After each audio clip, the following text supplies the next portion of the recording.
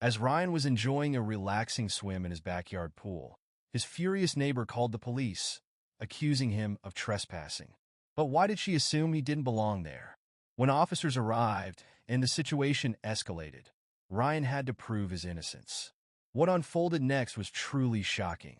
Ryan Carter stood at the edge of his newly purchased home's pool, relishing the first peaceful moment he had since moving in 2 weeks ago. At 29, he had fought hard to reach this point.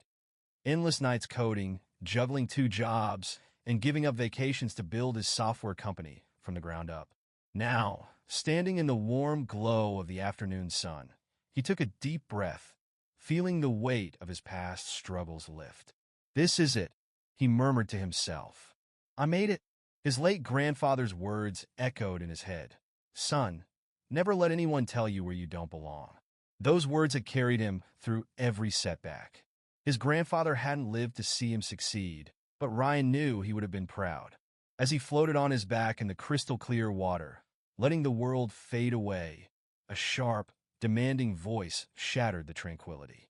"Hey, what do you think you're doing?" Ryan's eyes snapped open. A woman stood at the fence line, arms folded so tightly against her chest it looked like she was holding herself together. She was in her 60s, her silver hair neatly styled, and she wore a stiff beige dress with pearls that screamed of old money. Her face was pinched with suspicion, her gaze locked onto him like a hawk spotting prey. Ryan frowned, blinking against the sun. "Excuse me?" he asked, treading water. "I said, what are you doing here?" she repeated, her voice laced with hostility. Ryan raised an eyebrow. "Swimming? This is private property," she snapped. "You have no right to be here." Ryan's confusion deepened. He swam toward the pool's edge and climbed out, water cascading off his toned frame. "Ma'am, I think there's been a misunderstanding. I own this house," he said, keeping his tone even. The woman's face twisted in disbelief.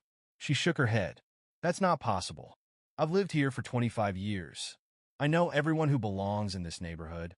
Her gaze raked over him, lingering on his dark complexion and short locks, and Ryan felt a familiar tightness in his chest. He had encountered people like her before, the kind who made snap judgments based on appearance rather than reality. He exhaled slowly, forcing himself to stay calm. "I'm Ryan Carter," he said, offering a hand. "I bought this house 2 weeks ago. Just finished moving in." She didn't move, didn't blink. Her hands stayed firmly at her side. "You expect me to believe that?" she scoffed. Ryan's patience thinned. "Believe what you want. But I live here, and I'm not going anywhere." Her lips pressed into a thin line. Then, with a dramatic sigh, she pulled out her phone and started dialing. Ryan's stomach tightened. "Yes, police?" she said, turning slightly away. "There's an intruder in my neighbor's backyard. A young man. He's acting aggressive." Ryan felt his blood run cold. "Are you serious?" he said, taking a step forward. "I haven't done anything." She ignored him, continuing her call. Ryan clenched his fists, willing himself to stay in control. He had seen too many stories like this go wrong. Innocent people caught in situations that spiraled out of control. He refused to become another statistic. Without another word, he turned on his heel and strode inside, his wet footprints marking the polished wooden floors. He grabbed his phone and scrolled to a number. "Mark," he said when his real estate agent picked up, his voice tight with frustration. "My neighbor just called the cops on me for being in my own pool." A long pause followed before Mark spoke, his voice low and serious. "Stay put, Ryan. I'll be right there." Ryan took a deep breath, staring out the window as flashing blue and red lights reflected against the glass. It was about to get a whole lot worse. "I'll be there in 5 minutes. Don't do anything. Just stay inside." Ryan ended the call and let out a slow breath, his jaw tight as he glanced out the window. The woman still stood at the edge of his property, arms crossed, a smug expression plastered across her face. His quiet afternoon had turned into a storm, and it was only getting worse. Pacing the living room, Ryan clenched and unclenched his fists, water dripping from his swim trunks onto the dark wooden floor. His mind raced. He knew how these situations could spiral, how the wrong move could turn things dangerous in an instant. Then, Flashing red and blue lights painted the street outside. Two police cars pulled up. Ryan's stomach twisted as he watched the woman eagerly wave the officers over, her animated gestures making it clear she had a whole story ready. Though the glass muted her voice, he caught bits and pieces of her accusations. Yes, the pool doesn't belong here, aggressive behavior. Ryan inhaled deeply. Never let them shrink you down. His grandfather's words echoed in his mind. He squared his shoulders and stepped outside, making sure his hands were clearly visible. One of the officers, a tall man with graying hair, approached with careful steps. His partner, a younger woman with sharp eyes, hung back, scanning the scene. "Sir, we got a report of a trespasser on this property. Can you explain what's going on?" Ryan met the man's gaze, his voice steady. "I live here. This is my home. My name is Ryan Carter. I bought this house 2 weeks ago." The officer's brows lifted slightly. "Do you have proof of ownership?" Ryan nodded. "I do. It's inside. I'll go grab it." "Move slowly," the officer instructed, his hand hovering near his holster. Ryan forced himself to remain calm, suppressing the anger bubbling beneath the surface. He turned and walked inside at a measured pace, every step heavy with unspoken tension.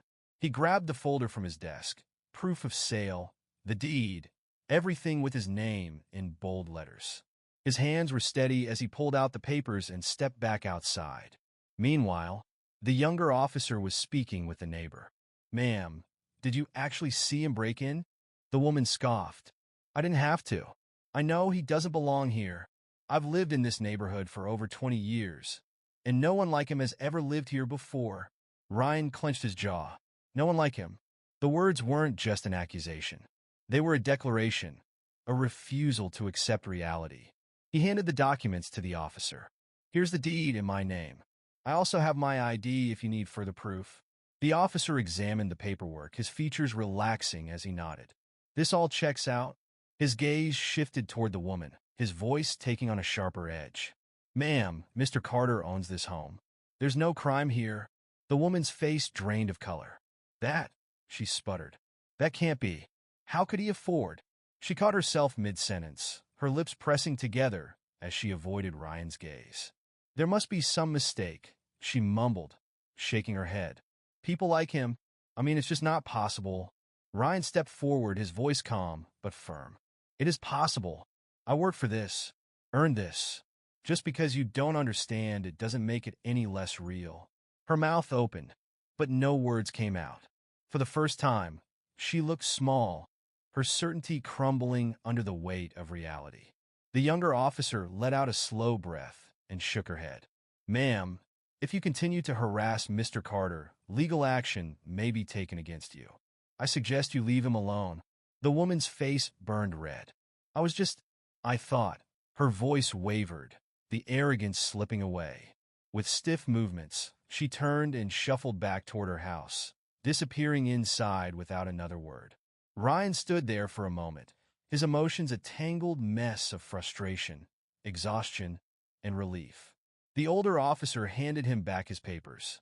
"Sorry you had to go through that," he said quietly. "Have a good day, Mr. Carter." Ryan nodded, watching as the patrol cars pulled away.